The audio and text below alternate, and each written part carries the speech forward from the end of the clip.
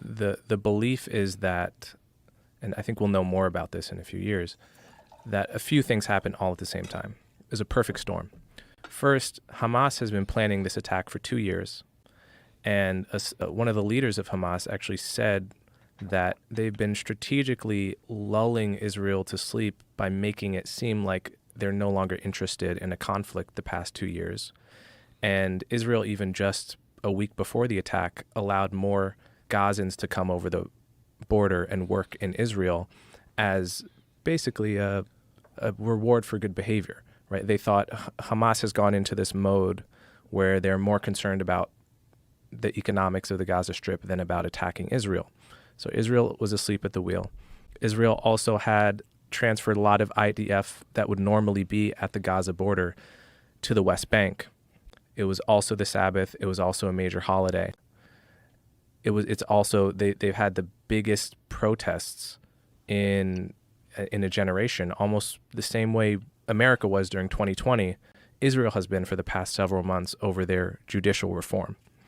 So you put it all together. Can you go into that a little bit, please? Yeah. So basically, the judicial reform in Israel is not like the United States. They don't have a constitution.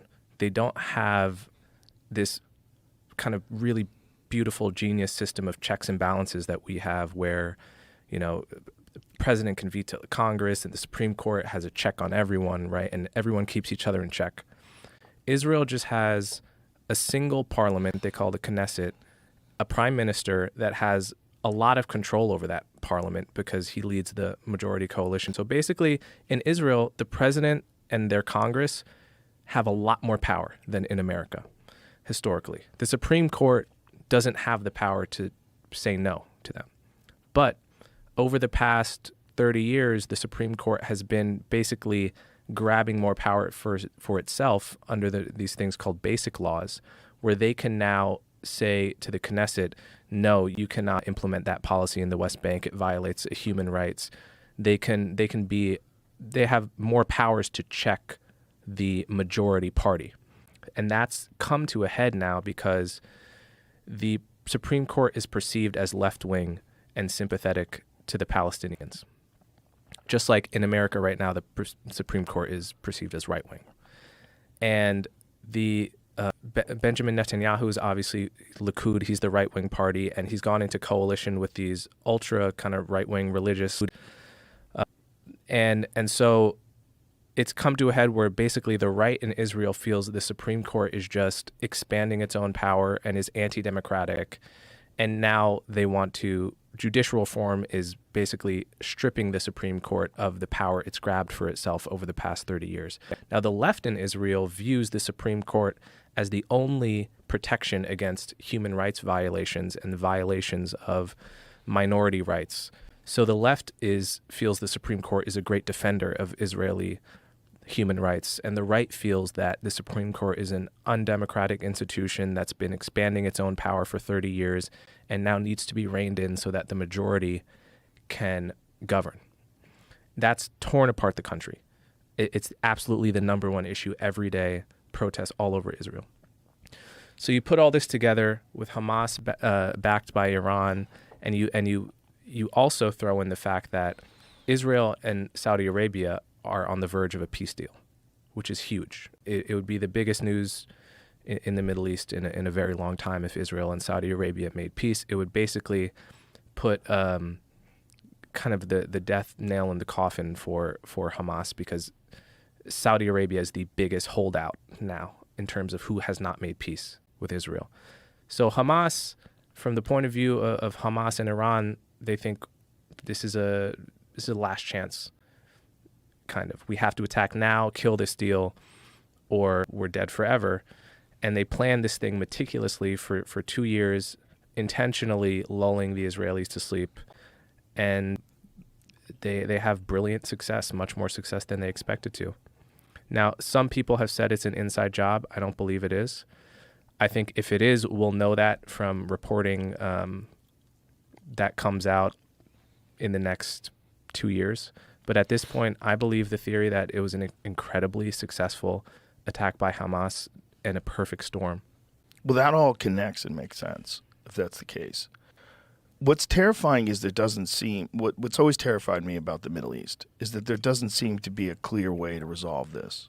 I mean, if Saudi Arabia and Iran, or rather Israel, came to some sort of an agreement and made peace and were able to establish that long term, that'd be a great step in the right direction.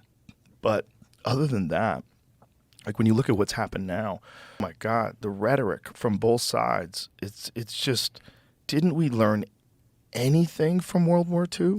Didn't we learn anything from the Holocaust? Didn't we learn anything from human beings' ability to other human beings, to just turn them into a thing that's not them, dehumanize them? And that there's this impulse to do so that existed forever, because when we were tribal people that probably barely had a language, you had to be absolutely terrified of marauding male tribes that came over your border and wanted to kill you and take your resources and steal your women, because that's what they did. And so we have this ability to look at other human beings as an other and get ruthless and horrifyingly violent, because that was the only way for us to survive for thousands of years. So it's ingrained in our system. But it's now it exists in the context of global war. And it exists in a time where you can manipulate media and spread false narratives, and governments are allowed to use propaganda. They're allowed to lie to people if it's for the overall better good of the nation. It's wild. And that's the root of the issue. The root of the issue is how every human being sort of reluctantly admits that there's almost no way to stop all wars. Right now, if you had a magic solution to stop all wars in the world, what would it be? It doesn't exist.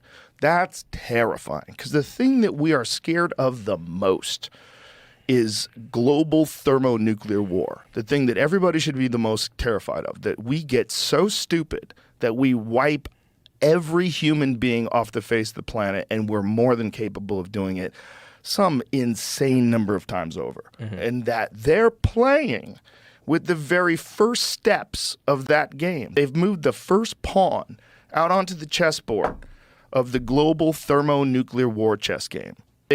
Hey, woman. Since your man ain't got no heart, why don't you go to my apartment tonight and I'll show you a real man. There you go. What? Fuck you. Hey, woman. Since your man ain't got no heart, why don't you go to my apartment tonight and I'll show you a real man. There you go. What? Fuck you.